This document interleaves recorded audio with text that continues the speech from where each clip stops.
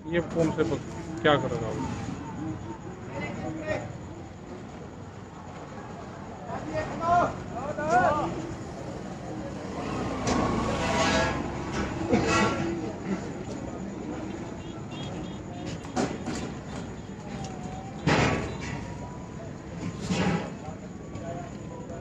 26 मई किसान आंदोलन के 6 माह और किसानों का लंबा संघर्ष, और जिसके नेतृत्व में संयुक्त मोर्चे के नेतृत्व में जो एक आंदोलन है, Shahjahan border, Ghazipur border, Singhu border, Tikri border, Dhansa border, तमाम जगह किसान आंदोलनरत हैं। और 26 मई को किसानों ने काला दिवस मनाने का निर्णय लिया है और उसमें आह्वान किया गया है कि सभी लोग जो किसान हैं या किसान से किसी तरह से जुड़े हैं, सब अपने घरों पर गाड़ी, मोटरसाइकिल, घर, तमाम जगह पर काले झंडे लगाकर अपना विरोध प्रदर्शन करेंगे। साथ साथ में अपने गांव में इकट्ठा होंगे, गांव के चौराहे पे, और सरकार का पुतला दहन करेंगे। इस तरह का फैसला संयुक्त मोर्चा की बैठक में लिया गया है, जिसमें टिकैत साहब भी शामिल थे। आज इसी पर जो है टिकैत साहब देश के किसानों और किसानों के संपर्क में रहने वाले जो भी लोग हैं, जो अन्न का उपयोग करते हैं, उनको आह्वान करने वाले हैं राकेश टिकैत जी। तो 26 मई काला दिवस, किस तरह से ये काला दिवस मनाया जाएगा, क्या मैसेज देना चाहते हैं सरकार को, उस पर आपकी किसानों से या जो भी किसानों से जुड़े हैं उनसे, आप देश के नागरिकों से क्या अपील करना चाहते हैं? उनसे ये है कि 26 तारीख को पूरा 6 महीने हो जाएंगे और सरकार को 7 साल हो जाएंगे। 26 तारीख को ही सरकार बात नहीं मान रही। 6 महीने आंदोलन को चलते हुए हो गए। दिल्ली को बहुत बॉर्डरों से घेर कर रखा है। सरकार नहीं बात मानेगी तो ये निर्णय संयुक्त मोर्चे ने लिया कि ब्लैक डे मनाएंगे। 26 तारीख का काला दिवस मनाएंगे। काले झंडे अपने घरों पर लगाएंगे, अपनी गाड़ियों पर लगाएंगे, अपने ट्रैक्टर पर लगाएंगे, और 10-11 बजे के आसपास सुबह किसी भी टाइम, जिसको टाइम मिले, वो अपने गांव में, अपने चौराहे पे, अपने शहर में, कहीं पे भी सरकार का पुतला दहन करेगा। ये निर्णय वहां पे लिया गया है क्योंकि सरकार बात नहीं मान रही। कोरोना काल है, बड़ा प्रोग्राम दूसरा नहीं कर रहे, इसलिए ये है कि 26 तारीख को 6 महीने हो जाएंगे तो काला दिवस मनाया जाएगा। तो ये किसानों के गुस्से का इजहार है कि जिस तरह से सरकार बात नहीं मान रही। पहला आप कहते थे कि सरकार मिल नहीं रही, और अब तो सरकार बोल भी नहीं रही। मिलने के साथ साथ सरकार कहीं बोल देती थी, मिल भी नहीं रही। तो इस तरह के सांकेतिक विरोध से आप मानते हैं कि सरकार पर दबाव बनेगा? हाँ, तो बिल्कुल दबाव बनेगा। ये जाएगा, आम लोगों को पता चलेगा, तो ये बिल्कुल दबाव बनेगा। एक आंदोलन करने का ये भी एक तरीका है। तो अलग अलग तरीके इस आंदोलन में अपनाए जा रहे। तो ब्लैक डे का भी एक आंदोलन का तरीका है, और उस आंदोलन के तरीके को हम अख्तियार करेंगे, सरकारों तक अपनी बात पहुंचाने का काम करेंगे। आप हमेशा बहुत सशक्त अपील करते हैं, तो इस बारे में भी आपने किसानों से क्या अपील की है? किस तरह से लोगों को संदेश भेजा है? क्या तरीका किसान संगठन अपना रहे हैं? वर्चुअल मीटिंग भी कर रहे हैं, आपस में व्हाट्सएप ग्रुप पे बहुत लिटरेचर भी भेजा जा रहा, तमाम पोस्टर भी भेजे जा रहे। तो अब किसानों से किस तरह की अपील है और आगे आंदोलन को किस तरफ ले जाना चाहते हैं आप लोग? आंदोलन शांतिपूर्ण तरीके से रहेगा, चलता रहेगा। आंदोलन लंबा चलेगा, तो किसान उसकी तैयारी जरूर करे। अपने खेत पे जैसे ध्यान देता है, उसी तरह का ध्यान अपने आंदोलन पर दे। जो पोस्टर भेजे जा रहे हैं उनको पढ़े, जो गाइडलाइंस है उसको पढ़े, और शांतिपूर्ण तरीके से जो जहाँ पे है वहीं पे ही प्रदर्शन करें। वो इसका हिस्सा बने आंदोलन का, और जब ही सरकारों तक ये मैसेज जाएगा। कोरोना का कोहराम, किसानों को सरकारें और मीडिया मिलकर कर रही हैं बदनाम। एक सूची जारी की है हरियाणा सरकार ने कि देखिए, किसान आंदोलन से आते हैं और गांव-गांव में कोरोना फैला रहे हैं, जबकि सच्चाई ये है कि कोरोना के केस आज तक किसी बॉर्डर पे आधिकारिक रिकॉर्ड में नहीं मिले हैं। अगर किसी किसान को हार्ट अटैक भी आता है, उसको हॉस्पिटल ले जाया जाता है तो जबरदस्ती उसको कोरोना का मरीज साबित करने का प्रयास किया जाता है। ऐसी घटना 2 दिन पहले भी सोनीपत के हॉस्पिटल में हुई है। जिनको कोरोना बताते हैं उनका पोस्टमार्टम देश में होता नहीं है, उनका पोस्टमार्टम भी हुआ, फिर भी मीडिया उनको कोरोना बता रही है। तो ये सरकार के साथ मिलकर जो है एक बड़ा अभियान किसान आंदोलन को बदनाम करने का है। टिकैत साहब, आप इससे कैसे निपटेंगे? इससे निपटेंगे, सोशल मीडिया के माध्यम से निपटेंगे। और अपने लोग समझदार हैं, गाँव में जो प्रचार होता है वो प्रचार पूर्ण रूप से झूठा प्रचार होता है। कोरोना का उद्गम स्थल ये आंदोलन नहीं है, ये तो कॉलोनियां हैं, ये तो घर हैं। पूर्ण रूप से ये घर है अपने, और ये ना खाली होंगे।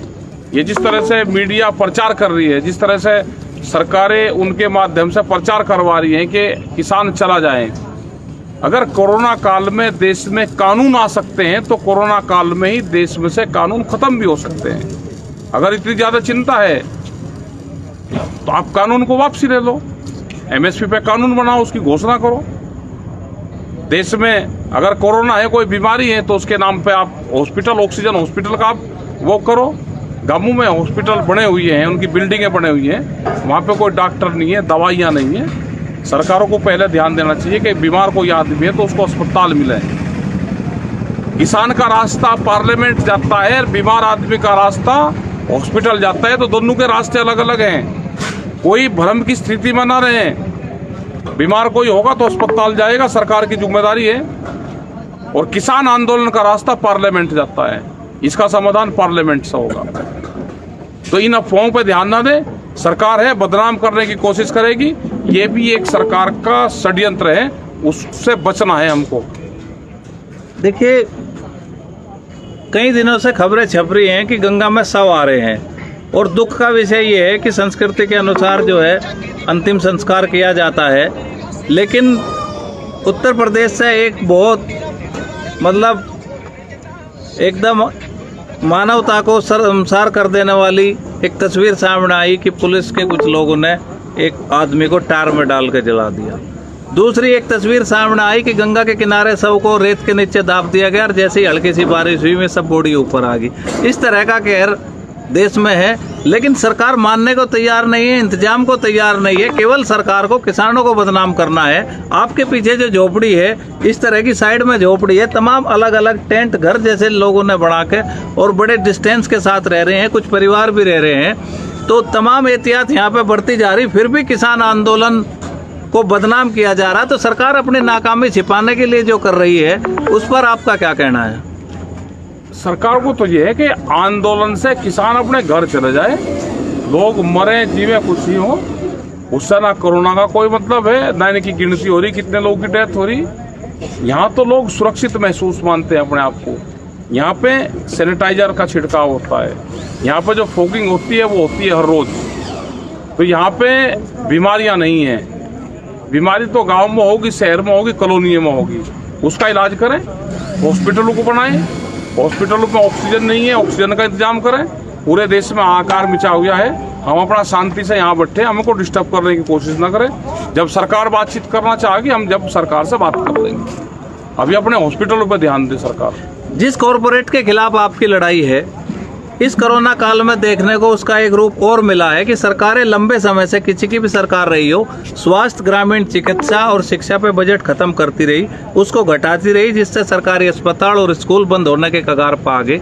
आज भी वही स्थिति है, लेकिन वर्तमान में ये तमाम शिकायतें आ रही हैं कि प्राइवेट जो निजी अस्पताल हैं, उनको लूट की छूट मिली हुई है। 5 लाख रुपए एडवांस में जमा कराते हैं। कोरोना का इलाज अगर होता है तो वो 10 लाख रुपए से लेकर 50 लाख रुपए तक दिल्ली एनसीआर में होता है।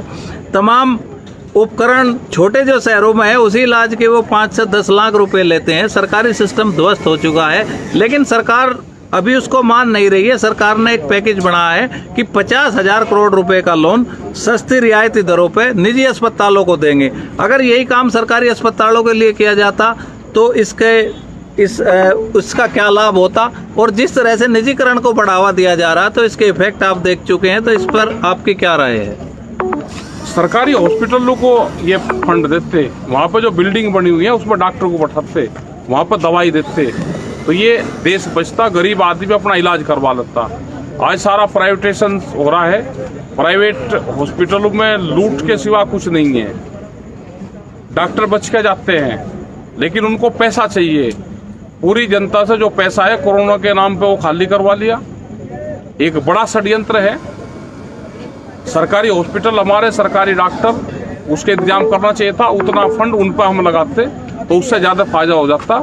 और बहुत जगह जहाँ प्रेशर दे के काम करवाए हैं वहाँ पे काम चल रहे हैं। 8-8, 9-9, 10-10 सिलेंडर एक का गाँव में अगर दे दिए तो उससे बहुत लोगों की जान बची।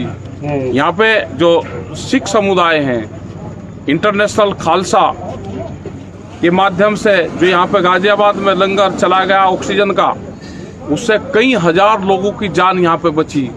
संयुक्त मोर्चे उनका धन्यवाद कर रहा, उनके साथ में हमेशा रहता है। जब पुलिस उनको तंग करती थी तो किसान संगठन वहाँ पे खड़ा हुआ। और आज यही सरकारें, यही अधिकारी उसकी तारीफ कर रहे। आज उनको पूर्ण रूप से वे फैसिलिटी अवेलेबल करवाई। अगर वो पहले से ही करवा देते तो बहुत लोग ऐसा है कि जो इसमें योगदान दे सकते हैं। बहुत जगह हमने अपने सिलेंडर भिजवाए तो उन सिलेंडरों से लोगों की जान बची है। तो ऑक्सीजन पर हमको काम करना चाहिए, दवाइयों पर हमको काम करना चाहिए। और जो रूरल पे जो हॉस्पिटलों की बिल्डिंग पड़ी है उनको ठीक करके वहाँ पे हमको काम करना चाहिए। आपदा के समय चाहे कोई सरकार हो, अगर हमारे आसपास या कहीं भी दुनिया में कोई आपदा आती है तो सरकारें एक दूसरे की मदद करती हैं।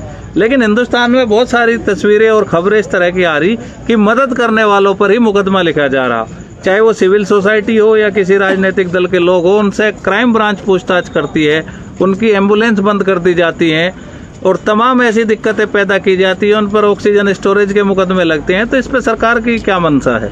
सरकार की मंशा ये है कि लोगों को मरने दो। ये हो सकता है किसी दवाई का ट्रायल हो रहा हो, ये समझ में नहीं आ कि लोग मर रहे हैं और सरकार पूर्ण रूप से चुप है। लोगों को मरने के लिए छोड़ दे। अगर कोई मदद करता है तो उसे कहे कि ना इसकी मदद मत कर, उसके ऊपर मुकदमा लिखा जाता है। तो ये तो पहली बार देखने को मिला। तो इसका जनता ही इसका जवाब देगी पूर्ण रूप से, कौन लोग उनकी मदद कर रहे हैं, कौन लोग अपने घरों में बैठे हैं। जितने भी लीडर्स हैं वो कोई सड़कों पर नहीं है, कोई बातचीत नहीं करना चाहता, कोई अपने लोगों की मदद नहीं करना चाहता। गरीब आदमी अपने मरीज को लेके और हॉस्पिटलों की ठोकरें खाता फिरता है, उसको कोई इलाज नहीं मिलता। तो यह है कि सरकारों को शर्म आनी चाहिए और भारत सरकार को इस्तीफा देना चाहिए। धन्यवाद।